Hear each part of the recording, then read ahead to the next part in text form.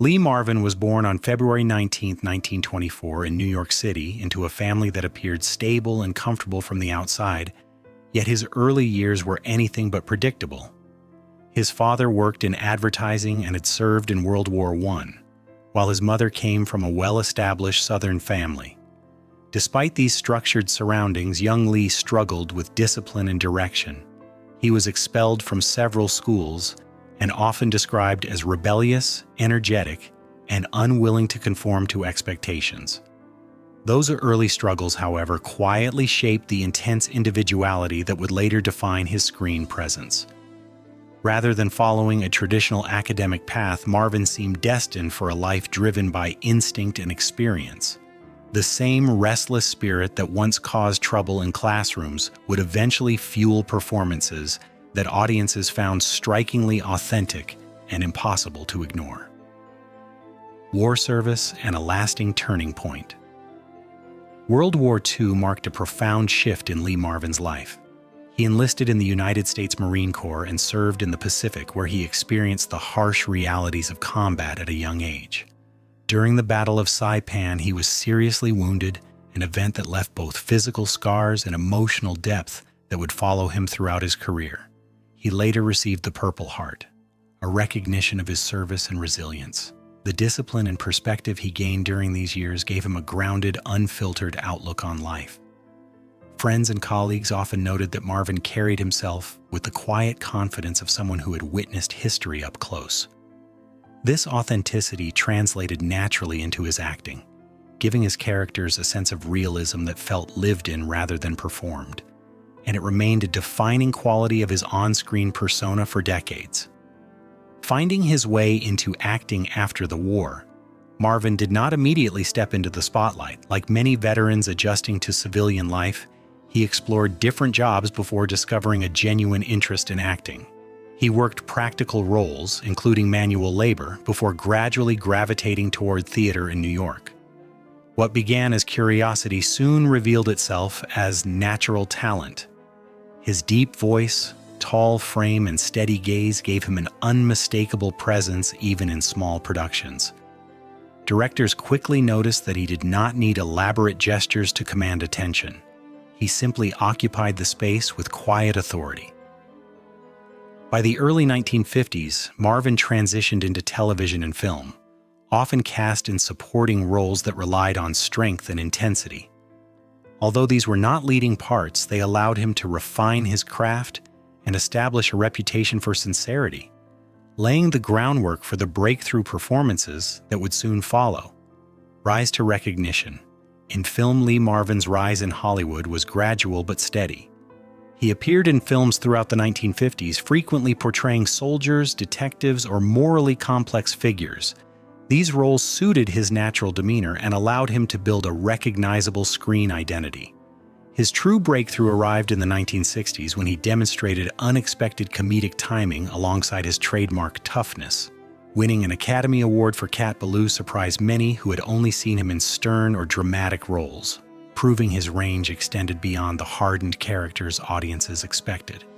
From there, he starred in influential films such as The Dirty Dozen and Point Blank, performances that cemented him as one of the era's most distinctive leading men. Marvin brought emotional weight without theatrics, making even quiet scenes compelling. His appeal lay not in glamour, but in a believable strength that felt grounded and deeply human. Personality behind the camera off-screen, Lee Marvin was known for his straightforward manner and dislike of pretense. He valued honesty, sometimes to a fault, and preferred simple interactions over elaborate social rituals. Colleagues described him as loyal, thoughtful, and unexpectedly philosophical in private conversations.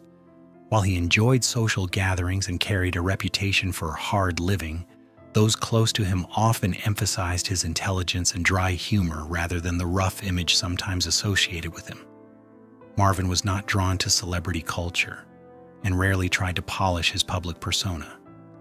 Instead, he maintained the same direct tone in interviews that he used with friends. This authenticity became part of his appeal. Audiences sensed that the person on screen was not far removed from the individual behind it. His refusal to adopt a manufactured image allowed his performances to feel grounded in genuine experience. Family life and early marriage. Lee Marvin's personal life reflected the evolving stages of his career. In 1952, he married Betty Ibling, a supportive partner during the years when he was still building his name in the industry. Together, they raised 4 children, creating a family environment that offered balance amid the uncertainties of acting work. As his professional demands grew, however, the pressures of travel and long schedules strained the relationship. The marriage ended in divorce in 1967, yet Marvin remained devoted to his children and maintained a respectful connection with Betty. Those who knew him during this period often noted that family responsibilities grounded him even when his career was accelerating. The experience also revealed his complex nature, someone capable of both intensity and tenderness. Though the marriage concluded, it represented an important chapter in his personal growth and understanding of stability outside the spotlight. A second marriage and later stability. In 1970, Marvin married Pamela Feely, beginning a partnership that would last for the remainder of his life. This relationship unfolded during a period when he was already an established figure in Hollywood, and Pamela provided a sense of steadiness that many observers felt complemented his personality. They lived in several locations before settling into a quieter lifestyle away from constant studio demands. While every long marriage encounters challenges, friends often describe their bond as rooted in mutual respect and companionship. Pamela stood by him through professional commitments and later health concerns, offering support that he openly appreciated. Marvin himself acknowledged that this period brought him greater calm and reflection compared to earlier years. Their life together illustrated a more settled side of the actor, one that valued privacy and meaningful connection over public attention, and it remained an important source of comfort in his later life. Reflections on Cary Grant and professional respect. Lee Marvin occasionally shared thoughtful observations about fellow actors, including Cary Grant, whose polished elegance contrasted sharply with Marvin's rugged image. Rather than rivalry, Marvin's comments reflected professional respect and curiosity about differing styles. He admired Grant's discipline and understanding of screen presence, noting that Grant's effortless charm represented a distinct kind of artistry. Marvin often emphasized that actors succeed in different ways, some through quiet magnetism, others through intensity, and that both approaches require dedication. His reflections highlighted an appreciation for individuality within the industry rather than competition. He recognized that Grant carefully managed his public persona, while he himself preferred a more unfiltered approach. These differences, Marvin suggested, were simply 2 paths within the same profession.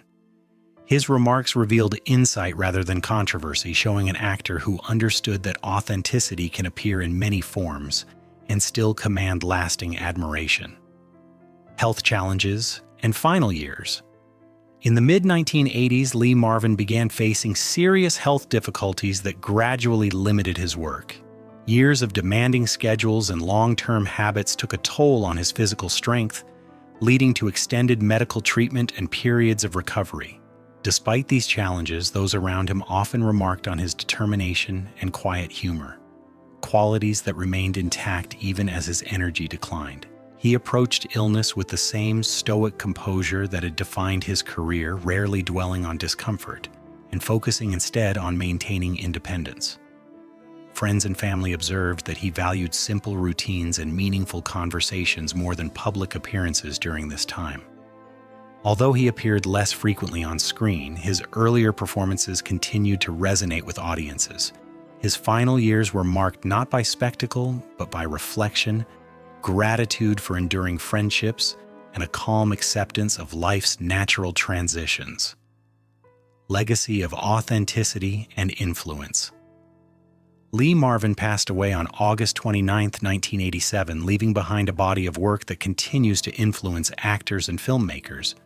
He represented a style of performance rooted in realism, where presence and sincerity carried more weight than elaborate technique. Audiences remembered him not only for memorable roles, but also for the sense that he brought genuine experience into every scene. His career demonstrated that strength on screen can coexist with vulnerability and humor, creating characters that remain relatable long after their release. Colleagues often spoke of his professionalism and integrity, qualities that earned him respect across generations. Today, Marvin's legacy endures through classic films and the performers who cite him as inspiration. He remains a symbol of individuality in cinema, a reminder that authenticity, whether quiet or commanding, can leave an impression far deeper than image alone.